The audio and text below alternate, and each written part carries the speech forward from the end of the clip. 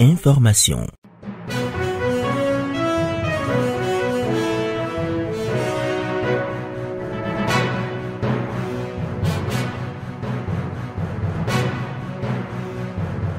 C'est un plaisir de vous retrouver sur L2A TV pour l'heure de l'information. Mesdames, Messieurs, bonsoir. Voici le sommaire.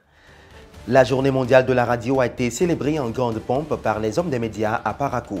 Nous passerons en revue les différentes activités ayant marqué cette célébration. Nous parlerons culture avec la 10e édition du festival Comparakou Rap, dont les préparatifs sont en cours. Il sera question des grandes innovations de cette année. Et puis les nouvelles à l'international viendront mettre un terme à ce journal.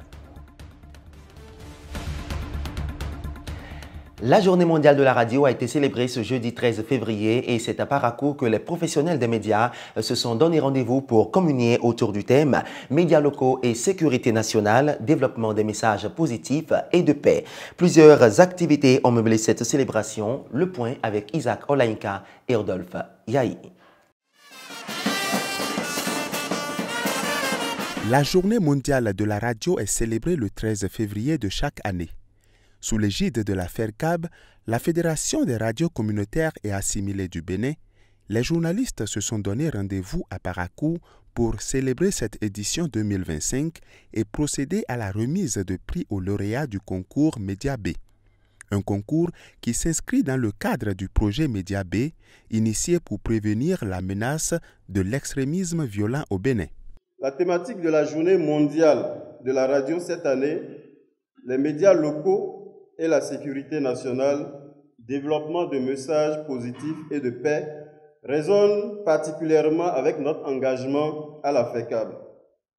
Depuis plusieurs années maintenant, notre fédération œuvre pour renforcer le rôle des radios communautaires en tant que pilier d'une information constructive et inclusive, un levier fondamental pour la préservation de la paix, le développement durable dans nos communautés.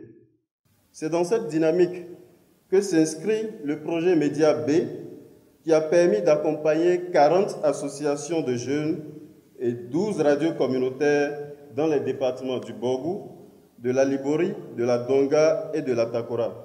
La haute autorité de l'audiovisuel et de la communication se tient donc prête à les accompagner dans un environnement éthique afin que le thème de cette année trouve tout son sens.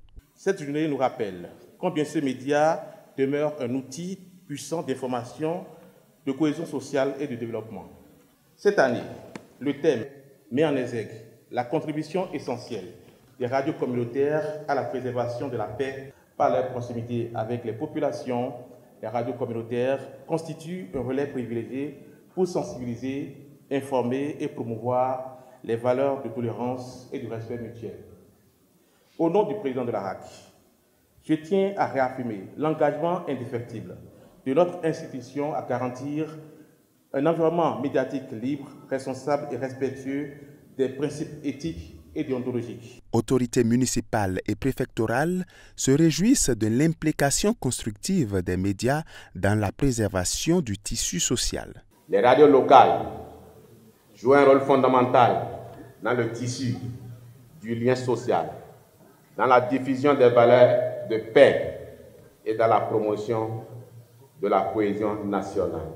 Le thème de cette édition est un appel à la responsabilité des médias, mais aussi une invitation à repenser le rôle stratégique que nous devons jouer dans la construction d'une nation plus sereine, plus sécurisée et plus développée. La journée mondiale de la radio a été réfléchie au regard d'un diagnostic qui a été posé. Et depuis quelques années, le Bénin, notre pays, est en proie à toutes ces questions-là. Alors, l'information communautaire doit pouvoir nous aider à faire en sorte à ce que les efforts qui se font aujourd'hui, qui sont des efforts remarquables du point de vue du développement,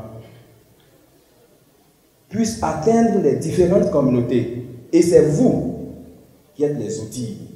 40 associations et 12 radios ont été prises en compte par le projet Média B.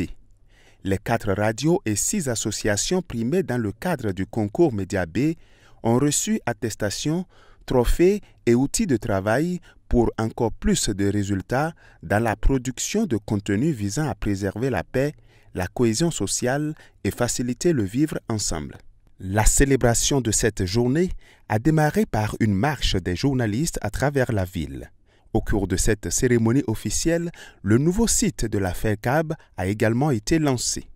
Rendez-vous est pris pour l'année prochaine et pour une célébration beaucoup plus faste. L'ère du numérique et les grandes avancées technologiques imposent un rythme de digitalisation très rapide à tous les secteurs d'activité. Les médias, notamment les radios, font partie des premières organisations touchées par le principe de transformation digitale. Comment les organes de presse radiophonique de Parakou s'adaptent aux nouvelles habitudes liées aux avancées technologiques? Réponse dans ce reportage. Nous avons aussi la page Facebook de Radio Parakou que vous connaissez très bien, mesdames et messieurs. La radio.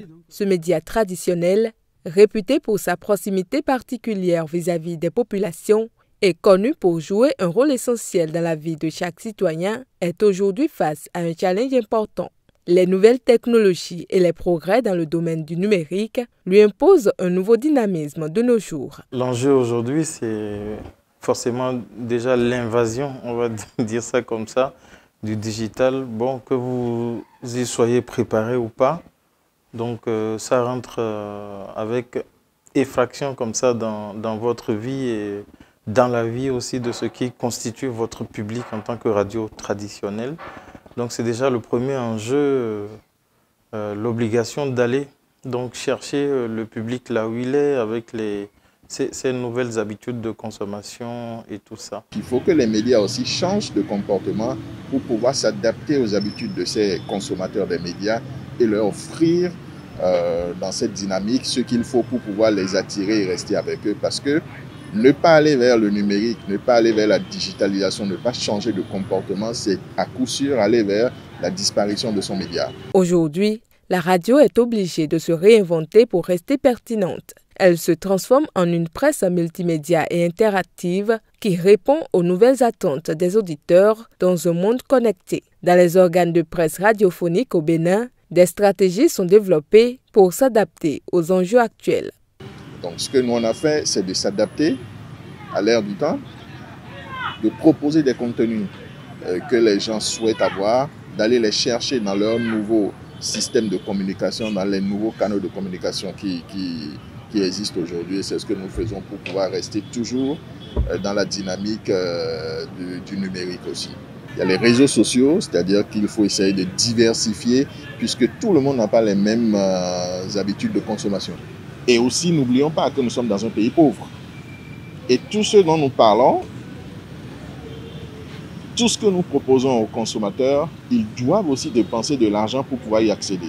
Donc il faut créer des contenus qui s'adaptent à leur poche, qui s'adaptent à leurs revenus. Ce n'est que de cette manière qu'on pourra vraiment travailler avec eux ou les atteindre en fait. La chance qu'on a ici, c'est d'avoir un directeur passionné de ces questions. Je dérange tous les jours mon personnel. Est-ce que vous avez vu ceci? Est-ce que vous avez vu ça? Mais tiens, sur telle chaîne, est-ce que vous avez vu? Est-ce qu'on peut le faire chez nous aussi? Bon.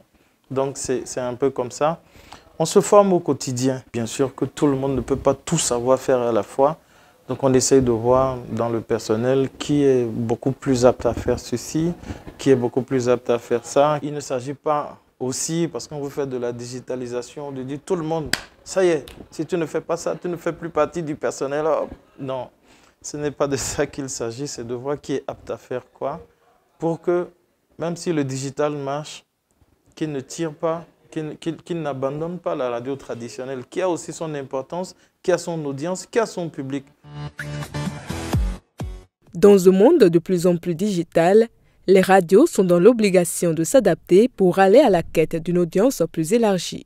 Par ailleurs, pour permettre une transformation plus rapide des médias et maintenir leur utilité dans la société, il est impératif de conformer les programmes de formation au métier du journaliste aux besoins actuels.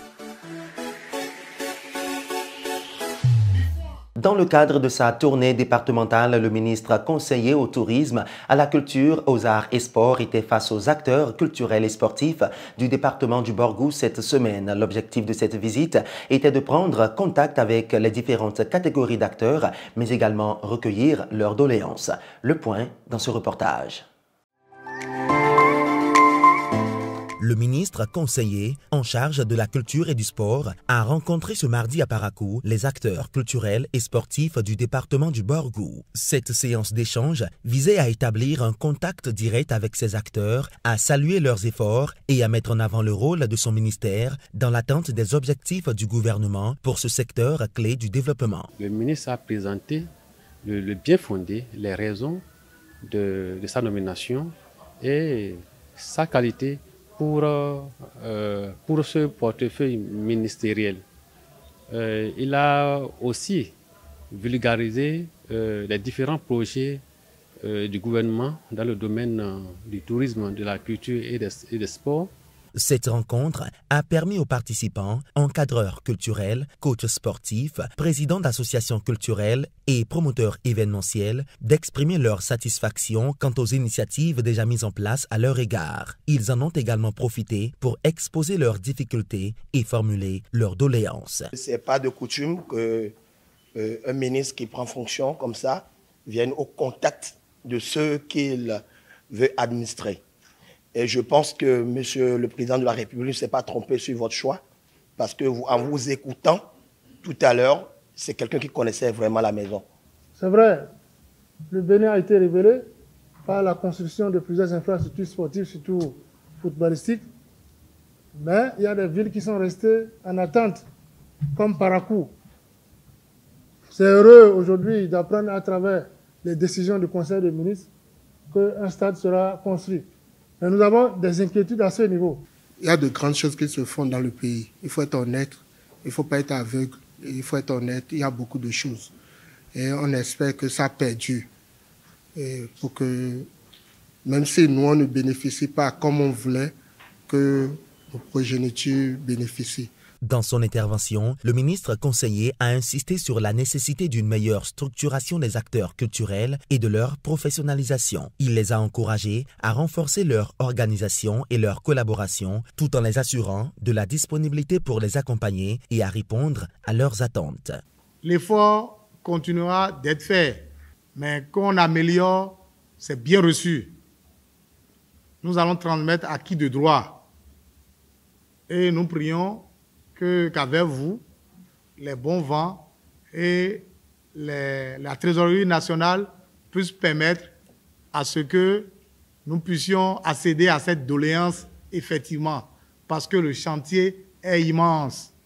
Et l'exhortation que moi je voudrais faire, c'est que les fonds publics qu'on mette à votre disposition, qu'on soit académie, qu'on soit club, qu'on soit association sportive ou culturelle, faites une bonne gestion de ces fonds-là, que la comptabilité soit claire. La rencontre s'est achevée sur un climat de satisfaction générale, laissant entrevoir de belles perspectives pour le développement du secteur culturel et sportif dans le Borgou. Le ministre a parlé d'un certain nombre de projets, à savoir la construction du palais royal de Niki, pour un montant de plus de 5 milliards qui est en cours, et aussi l'arène de la Gani qui est en train. Et pour la bonne nouvelle, c'est que selon nos prétentions, c'est que la Gani prochaine sera célébrée au niveau de cette arène culturelle. Il faut aussi noter qu'à Parakou aussi, il y a une arène culturelle qui est prévue dans l'enceinte du musée. Il y a les classes culturelles qui sont animées à travers un certain nombre de collèges du Bénin et aussi du département.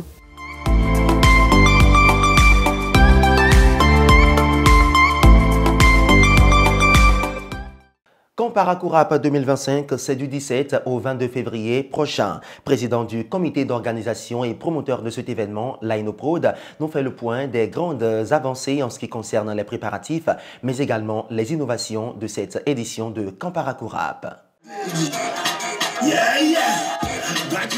Parakou Rap, ce sera du 17 au 22 février. Ça va se dérouler sur 5 jours, voire 6 jours. déjà, il y aura beaucoup d'activités. D'accord. Déjà, le mardi, on aura la conférence de presse. Le mercredi, il y aura un match de gala entre les artistes et ces personnes-là qui nous supportent, c'est-à-dire artistes contre fans. Le jeudi, on aura un spectacle au campus qui sera précédé d'une caravane. Le vendredi, on sera à la place Tavera. Le samedi, on sera également à la place Tavera. Ou bien c'est comment même, chaque chose doit avoir son utilité. Donc qui est belle mais qui n'a pas fesse, ça n'a pas de... D'habitude, tu campes à Akourab, c'est que tu viens à 19h, tu suis le spectacle. Mais cette année, déjà à partir de 9h, la place Tavera est ouverte. Il y a un village du festival que nous allons mettre sur pied. Ça va permettre une familiarité entre les artistes, déjà entre eux. C'est ça qui va faciliter les collaborations. Il faut que le jeune qui a quitté Ouida puisse avoir le temps de pouvoir causer, échanger avec le jeune de Banikwara. Déjà, on a le spectacle All the New Generation qui est une particularité de cette année. L'année passée, on n'avait pas invité les anciens. Et chaque année maintenant, nous allons montrer aux jeunes qu'avant vous, il y a les jeunes qui kickent bien.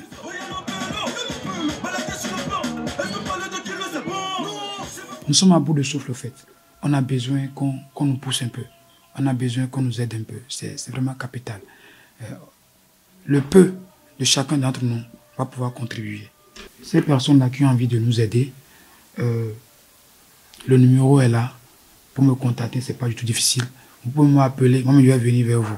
Faites juste un clin d'œil, je saurai remarquer le clin d'œil et venir vers vous. Déjà, le numéro c'est le 95 07 88 74. Je reprends, 95 07 88 74. Nous sommes à bout de souffle et nous travaillons pour ce pays.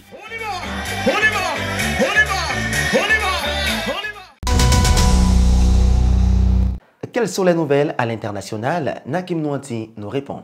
Amis de L2A TV, une fois encore, bienvenue sur ce résumé des informations internationales pour le compte de cette semaine. Parlons crise sécuritaire en RDC, le M23 a donné un ultimatum aux déplacés vivant dans les camps en périphérie de Goma, leur ordonnant de retourner dans leur village sous 72 heures. Selon l'ONU, près de 700 000 personnes vivaient dans ces camps depuis la résurgence du M23 il y a 3 ans. Autre information, le président américain Donald Trump a annoncé ce 12 février qu'il avait eu des discussions significatives avec le président russe Vladimir Poutine et qu'il avait ensuite parlé avec le président ukrainien Volodymyr Zelensky dans le but d'initier des négociations de paix pour mettre fin au conflit en cours en Ukraine. Donald Trump a précisé que lors d'un appel téléphonique avec son homologue russe, les discussions se sont axées sur l'Ukraine, le Moyen-Orient, l'énergie, l'intelligence artificielle, le pouvoir du dollar et de divers autres sujets. Il a noté qu'il avait convenu de travailler étroitement ensemble et de lancer des négociations immédiates sur l'Ukraine. Alors que Volodymyr Zelensky rencontre ce vendredi en Allemagne la nouvelle administration américaine dans un contexte de rapprochement entre les États-Unis et la Russie.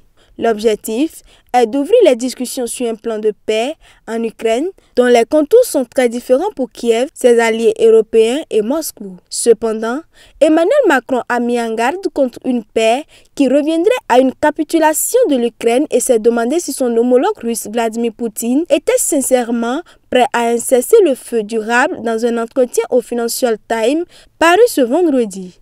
Une position partagée ce jeudi par le président ukrainien Volodymyr Zelensky qui réclamait avant toute chose d'arrêter les attaques de la Russie malgré les assurances de Donald Trump que le président russe veut la paix. Direction le Pakistan, 10 ouvriers ont été tués dans leur véhicule par un engin explosif dans le sud-ouest du pays, a annoncé ce vendredi un responsable local à l'AFP. Le commissaire adjoint du district a précisé que 9 ouvriers qui quittaient une mine de charbon pour se rendre dans un marché ont été tués et 7 autres blessés lorsque leur véhicule a été la cible d'un engin explosif. L'un des 7 ouvriers blessés a succombé à ses blessures, portant le bilan à 10 morts, a ensuite précisé à l'AFP un haut responsable du gouvernement local. Une enquête a été ouverte pour déterminer les causes de l'explosion. C'est tout pour cette semaine. Retrouvez-nous très prochainement pour d'autres nouvelles à l'international. Merci de nous avoir suivis.